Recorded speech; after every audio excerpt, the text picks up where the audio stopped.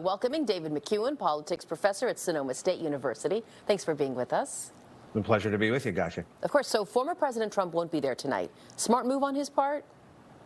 I mean, look, you're up 30 or 40 points. Yeah, it's a smart move. He can also counter-program, as we're going to see. And then, obviously, tomorrow he heads into Atlanta. So he can own the stage by not being there. From a strategist standpoint, it is the right move. That also means that there's a lot of pressure on several candidates tonight to break through. That's something to watch for your viewers. So what is the main goal for those who are going to be on stage tonight?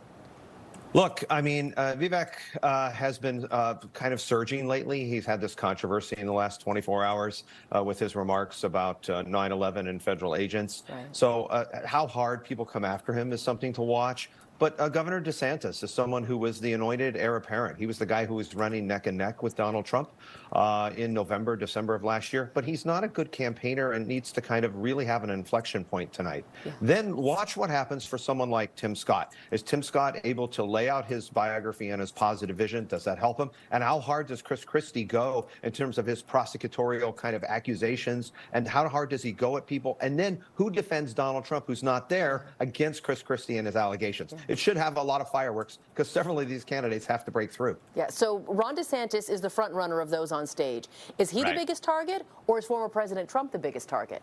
DeSantis is likely the biggest target because the candidates on the stage, with the exception of maybe Christie, they want Donald Trump's supporters. They want Donald Trump without being like Donald Trump. And this is certainly Vivek's strategy when he's kind of pushed forward. But there's another element going on here. Usually strategists are going to tell you to play it safe, lay out your biography. This is your chance to lay out, what's compelling about your vision. That play it safe strategy didn't work for other candidates, the 15 others in 2016. And if you don't break through on this particular debate, you don't have talking points and kind of eyeballs afterwards. That is all going to get lost as former President Trump counter-programs and goes to Atlanta tomorrow. So you have to have something of that moment. And if you play it safe, that could be a problem for you. So this is where someone like a Nikki Haley has to really move forward on the stage. Yeah. And obviously, hoop star Doug Burgum, we'll see if he's actually able to be there or not tonight.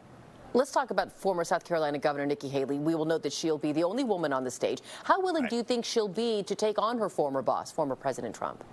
She'll be critical without necessarily going deep. And what I mean by that is she will try to put some distance between herself and the former president by talking and laying out a vision about moving forward. There's this competing thing that goes on. Running for president, you have to lay out a prospective, forward-looking vision, but you also have to contrast yourself retrospectively with what goes on. And you want to retrospectively do that with Joe Biden tonight if you're on the Republican stage. You don't necessarily want to do that against Donald Trump, or at least in a heavy way. And she'll talk about that kind of new movement going forward. But you have several people competing with that, like Vivek, like Tim Scott, as well as Nikki Haley, in terms of trying to cut through tonight. Are people going to watch? Yeah, they usually watch the first debate. Yeah. And so this is less than 150 days until Iowa. So we are in the thick of it. This is really kind of the official kickoff to the 2024 campaign, all of these indictments and everything else going on in the political ether notwithstanding. Well, we'll talk about the indictments in a second. First, we'll have to leave it here with you. Politics professor David McCuan from Sonoma State, thank you so much for being with us. Nice to see you this morning.